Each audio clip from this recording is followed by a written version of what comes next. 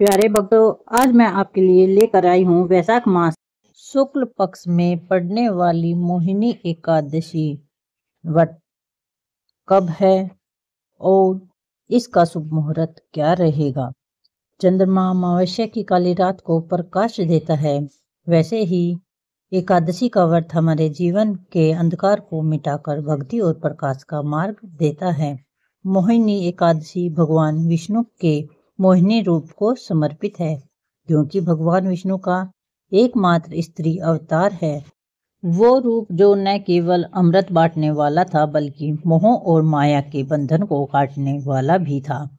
लेकिन श्रोताओं, ध्यान रहे, व्रत तभी सफल होता है जब व्रत को सही विधि, सही तिथि, शुद्ध मन और नियमों का पालन करते हुए किया जाए। शुभ मुहूर्त में किया गया उपवास आत्मा को सभी पापों से मुक्ति कराता है और भगवान की कृपा का पात्र बनाता है। चलिए जानते हैं इस बार वैशाख शुक्ल एकादशी यानी मोहिनी एकादशी की तिथि और शुभ मुहूर्त के बारे में। और इस बार एकादशी के दिन भद्रा भी लग रही है, तो जानेंगे कि भद्रा का वास इस बार कहाँ रहेगा और भद्रा कब से कब तक रहेगी। वीडियो शुरू करने से पहले अगर आपको यह जानकारी पसंद आए तो वीडियो को लाइक जरूर करना और हमारे चैनल को सब्सक्राइब भी जरूर करना।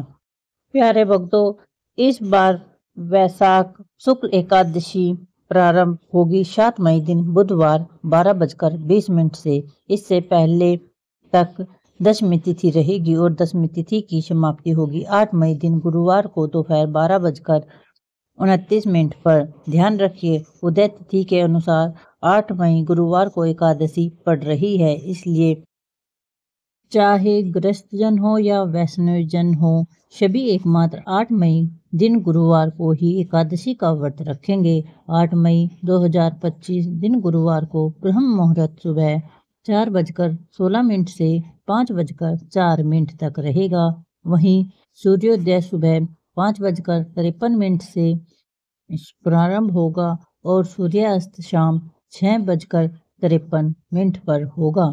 प्रातःकाल पूजा का मुहूर्त सुबह 4:31 से 5:35 तक रहेगा। शाम की पूजा का मुहूर्त शाम 7:01 से 8:04 तक रहेगा। वहीं पर इस बार अभिजीत मुहूर्त सुबह 11:57 से 12:49 तक रहेगा। वहीं पर राहु काल दोपहर 1:30 से 3 बजे तक रहेगा। इस दिन भद्रा भी लग रही है और भद्रा का समय सुबह 5:35 से दोपहर 12:29 तक रहेगा। इस बार भद्रा का वास पाताल लोक में रहने वाला है। ज्योतिष शास्त्र के अनुसार भद्रा तीनों लोकों में विचरण करती है और जब पाताल लोक में होती है तो धन संचय और अन्य शुभ कार्यों के लिए अनुकूल मानी जाती है।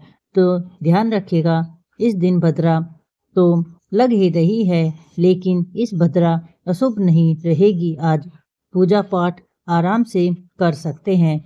द्वादशी तिथि प्रारंभ होगी 8 मई दिन गुरुवार को दोपहर 12:30 से और द्वादशी तिथि की समाप्ति होगी 9 मई दिन शुक्रवार को दोपहर 12:56 पर। वहीं द्वादशी तिथि लगते ही यानी दोपहर 12:30 से ही हरिवासर का समय भी शुरू हो जाएगा।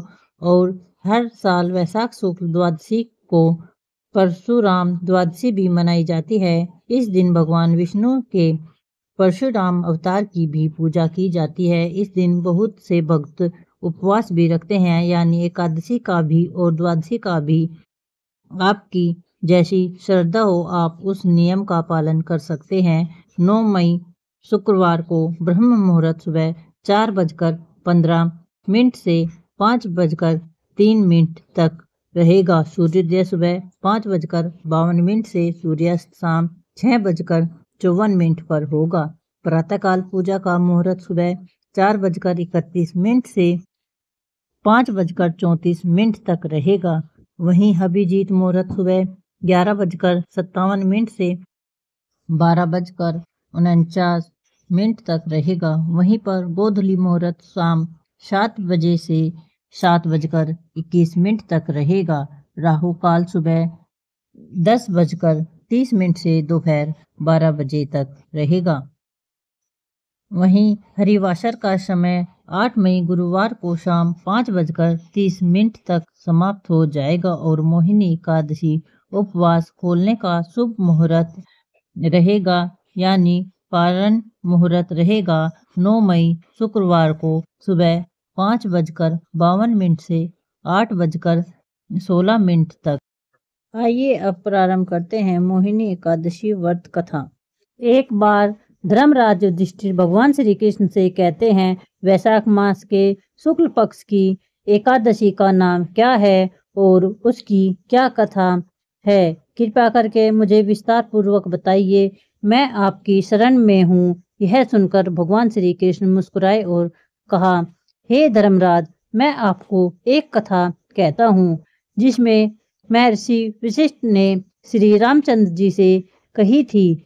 एक समय की बात है, श्री राम बोले कि हे गुरुदेव, कोई ऐसा व्रत बताइए जिससे समस्त पाप और दुखों का नाश हो जाए।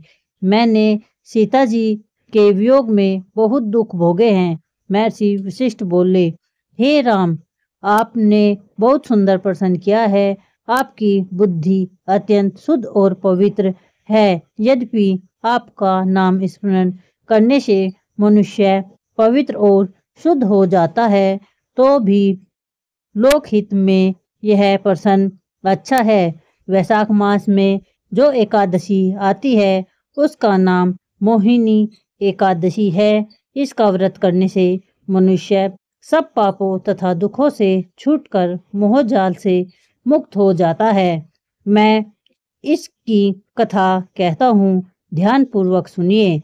सरस्वती नदी के तट पर भद्रावती नाम की एक नगरी में धतिमान नाम का चंद्रवंशी राजा राज्य करता था। वहाँ धन दान से संपन्न धनपान नाम का वैश्य भी रहता था। वह अत्यंत धर्मालु और विष्णु भक्त था। उसने नगर में अनेक भोजनालय, प्याऊ, कुएं, सरोवर, धर्मशाला आदि बनवाए थे। सड़कों पर आम, जामुन, नीम आदि के अनेक वृक्ष भी लगाए थे। उसके 5 पुत्र थे, सुमना, शतबुद्धि, मेधावी, सुकृति और घृष्ट बुद्धि। इनमें से 5वां पुत्र घृष्ट बुद्धि महापापी था। वह पितृ आदि को नहीं मानता था। वह वैश्य, दुराचारी मनुष्यों की संगत में रहकर जुआ खेलता और प्राय स्त्रियों के साथ भोग विलास करता तथा मदिरा, मांस का सेवन करता था। इसी प्रकार अनेक कुकर्मों में वह पिता के धन को नष्ट करता रहता था। इन्हीं कारण से त्रस्त होकर पिता ने उसे घर से निकाल दिया। घर से बाहर निकलने के बाद वह अपने गहने कपड़े बेचकर अपना निर्वाह करने लगा। जब सब कुछ नष्ट हो गया तो वैश्य और दुराचारी साथियों ने उसका साथ छोड़ दिया। अब वह भूख प्यास से अति दुखी रहने लगा। कोई सहारा न देख चोरी करना सीख गया। एक बार पकड़ा गया तो वैश्य का पुत्र जानकर चेतावनी देकर छोड़ दिया गया, मगर दूसरी बार फिर पकड़ा गया। राजाज्ञा से इस बार उसे कारागार में डाल दिया गया। कारागार में उसे अत्यंत दुख दिया गया। बाद में राजा ने उसे नगरी से निकल जाने का आदेश दिया। वह नगर से निकलकर वन में चला गया, जहां वह पशु पक्षियों को मारकर खाने लगा। कुछ समय पश्चात वह बहेलिया बन गया और धनुष बाण लेकर पशु पक्षियों को मार मार कर खाने लगा। एक दिन भूख प्यास से व्यथित होकर वह खाने की तलाश में घूमता हुआ कौंडिन्य ऋषि के आश्रम में पहुंचा। उस समय वैशाख मास था और ऋषि गंगा स्नान कर वापस आ रहे थे। उनके भीगे वस्त्रों के छींटे उस पर पड़ने से उसे कुछ सद्बुद्धि प्राप्त हुई। वह कौंडिन्य मुनि से हाथ जोड़कर कहने लगा, हे मुनि, मैंने जीवन में बहुत पाप किए हैं। आप इन पापों से छुटकारे का कोई साधारण बिना धन का उपाय बताइए। उसके दीन वचन सुनकर मुनि ने प्रसन्न होकर कहा कि तुम वैशाख शुक्ल की मोहिनी एकादशी का व्रत करो, इससे समस्त पाप नष्ट हो जाएंगे।